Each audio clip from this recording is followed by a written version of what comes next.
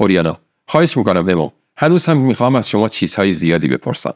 مثلا این چادری که من را وادار کردن سرم کنم تا بیایم پیش شما و اصرار میکنید که همه این خانم‌ها باید آن را بپوشند. به من بگویید چرا آنها را مجبور میکنید که خودشان را پنهان کنند؟ همه زیر این لباس‌های ناراحت کننده و پوچ جمع شدند و کار و حرکت را سخت می‌کنند و با این حال حتی در اینجا زنان نشان دادند که با مردان برابر هستند. آنها نیز مانند مردان جنگیدند، زندانی و شکنجه شدند. آنها هم به انقلاب کمک کردند. آیت الله خمینی: زنانی که به انقلاب کمک کردند، زنانی با پوشش اسلامی بودند و هستند. نه زنان شیک پوشی مثل شما که بدون پوشش میچرخند و دمی از مردان را پشت سر خود میکشند. اشوه‌هایی که آرایش می‌کنند و به خیابان‌ها می‌روند و یقه‌ها، موها، شکل‌هایشان را نشان می‌دهند.